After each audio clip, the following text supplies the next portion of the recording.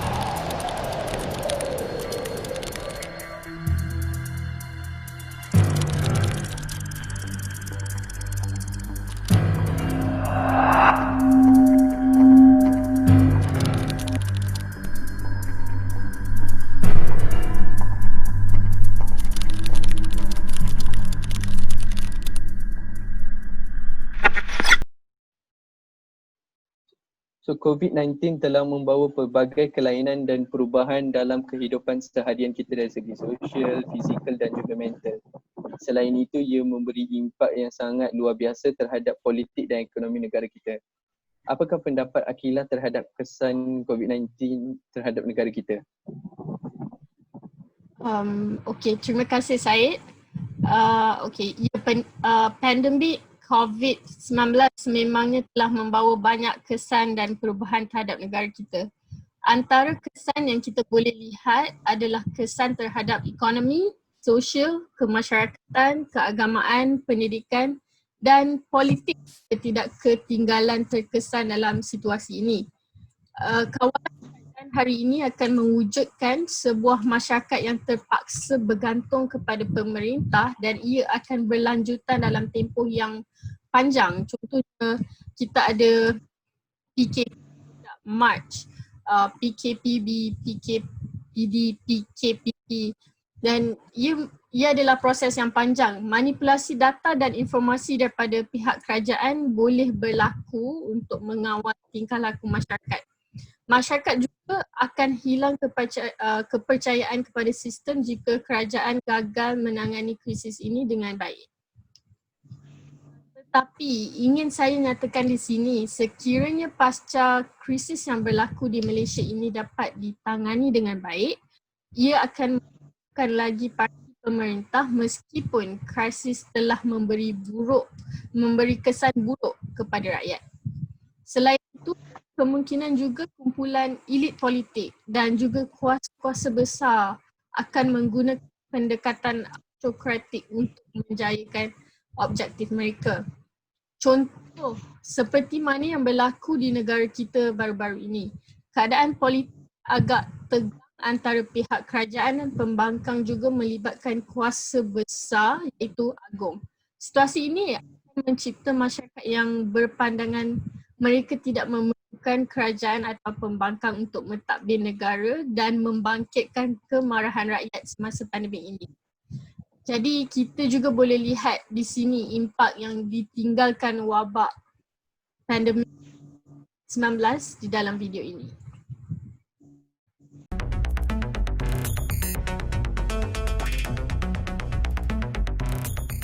Di Terengganu, wabak politik yang tercetus ketika ini menimbulkan rasa muak di kalangan rakyat. Kalau kita tengok masa PKP 1, 2, 3, bagus. Semua maknanya tak ada pun bermain dengan sentimen-sentimen kepartian, politik, ambil peluang dan sebagainya. Lepas tu bila masuk je musim pilihan raya, terus maknanya nampak kucak-kacir. Habis dah pilihan raya pun ada lagi. Kalau boleh benda-benda gitu kita tolaklah tepi dulu. Ya Allah, berhentilah.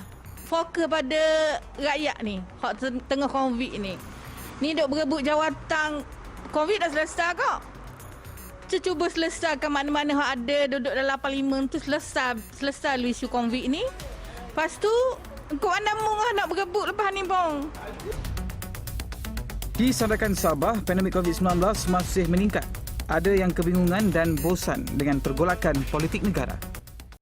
Isu politik negara dan peningkatan kes COVID-19, dua perkara yang sering menjadi perhatian pada masa ini. Ada langkah untuk membentuk kerajaan barunya dan ada parti yang mempertimbangkan sokongannya menimbulkan kegusaran rakyat ketika negara masih berperang dengan COVID-19 ini.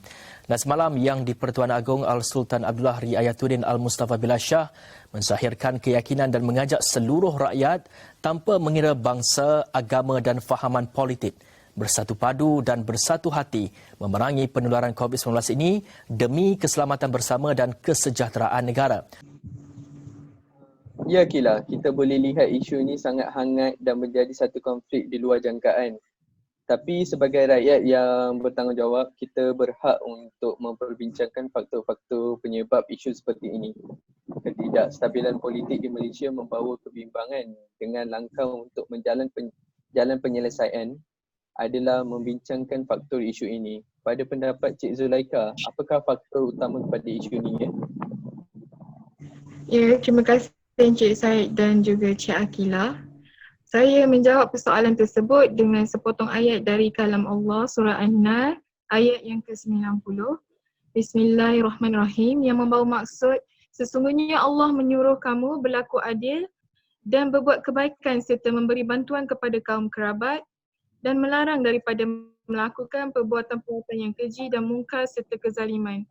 Ia mengajar kamu dengan suluhan dan larangannya supaya kita mengambil sebagai peringatan untuk mematuhi setiap apa yang dia inginkan. Jadi apa yang kita dapat faham dari ayat ini ya Cik Said dan Akila, dengan pandemik yang membawa kegusaran pada seluruh rakyat Malaysia, kita memerlukan ketua yang bertanggungjawab yang dapat memimpin dengan adil dan juga bijaksana dan sentiasa ada ketika rakyat memerlukan. Jelas sekali bahawa negara kita sekarang ni dipimpin oleh ahli-ahli politik yang sentiasa cuba sedaya upaya demi kebaikan kita, rakyat. Namun peringatan dari Allah ni bukan sesuatu yang kita boleh elakkan, iaitu wabak COVID-19 ni. Bahkan kita perlu mengambil dia sebagai pengajaran untuk mendidik kita menjadi lebih baik. Berkait dengan ayat tersebut tadi, Allah menyatakan bahawa keadilan itu adalah penting. Maka apakah yang telah membuat sesebuah parti politik kita menjadi tidak stabil jika setiap dari ahlinya telah melakukan kebenaran dan sentiasa menjalankan amanah mereka? Apakah faktor yang tadi Cik Said dan Cik Akila tanyakan pada saya yang menyumbang kepada kekecohan ni? Setelah kita baca dan kita analyse semua, faktor besar yang menyebabkan ketidakstabilan ini, ketidakstabilan politik ini yang juga menyumbang kepada ketidakstabilan ini adalah masalah ekonomi negara kita terutamanya. yang telah banyak terjejas kesan dari wabak COVID-19 ni. Dia telah menyebabkan negara kita mengalami penurunan saham tempatan dan juga antarabangsa, dan inflasi ekonomi kita juga telah memberi impak yang besar kepada ahli politik yang menyebabkan mereka tidak senang duduk ibarat cacing yang kepanasan.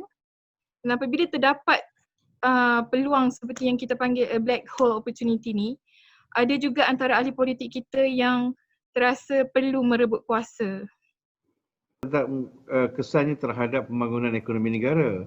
Kesannya ialah kita juga ketidakstabilan politik akan membawa kepada ketidakjituan dalam dasar-dasar awam untuk kita berdepan dengan COVID-19. Bermakna sebuah kerajaan yang tidak akan mampu untuk membuat satu dasar yang menyeluruh, dan menyampaikan perkhidmatan yang baik kepada rakyat dan menjadikan usaha kita untuk menangani COVID ini menjadi gagal.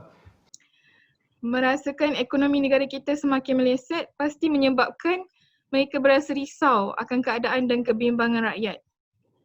Ini kerana pentadbiran negara kita juga bergantung banyak kepada saham negara yang melibatkan pelaburan asing dan juga tempatan.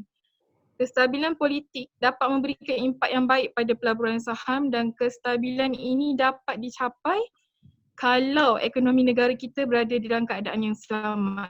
Apakah pendapat Encik Said dan Encik Aki? Adakah benar faktor kemelesetan ekonomi ni ataupun dari segi kendiri kita sendiri merupakan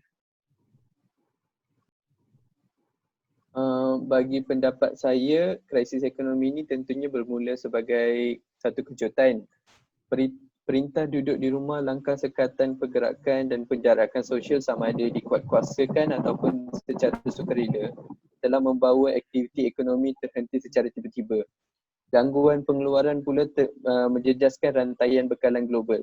Kejutan ini seterusnya mencetuskan tindak balas permintaan yang buruk dan meluas kerana pengurangan pengeluaran yang telah menyebabkan penjagaan dan juga isi rumah menanggung kerugian pendapatan yang besar. Bagi ekonomi yang bergantung kepada perdagangan seperti Malaysia, pandemik ini seawalnya merupakan impak yang buruk yang bermula dari China. Keadaan ini menjadi semakin meluas ekoran pengurangan pengeluaran yang ketara pada peringkat global. Selain itu, status ekonomi Malaysia juga sering dikaitkan dengan situasi politik di Malaysia. Majoriti parti politik sebelum ini mendesak supaya dilakukan pembubaran parlimen dan diadakan PRU yang dilihat oleh beberapa pihak sebagai satu pembaziran kepada kerajaan.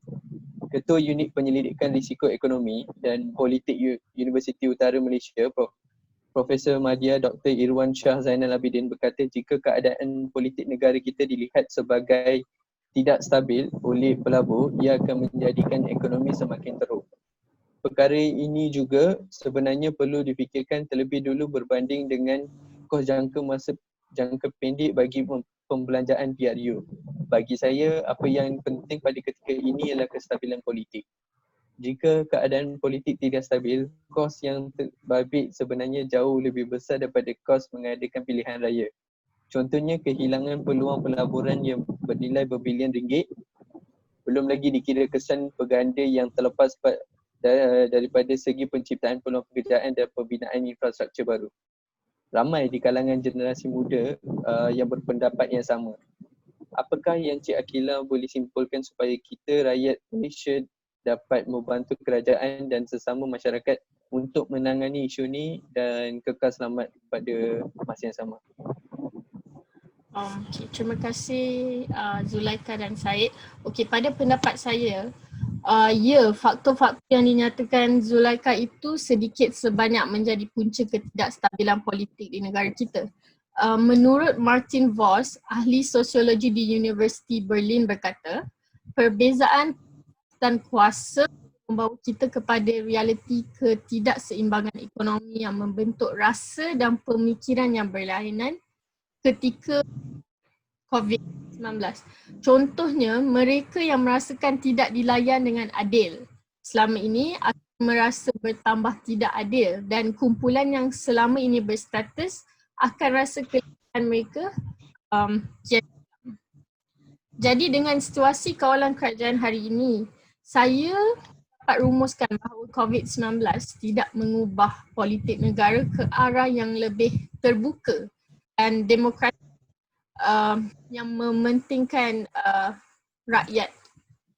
Jadi dengan krisis yang dihadapi ini, kerajaan bakal menempuh penilaian dan semakan terhadap urus tadbir ketika COVID-19 akan dijadikan agenda utama ahli parlimen. Jadi politik ni, politik tidak akan lari daripada persoalan siapa, bila dan bagaimana.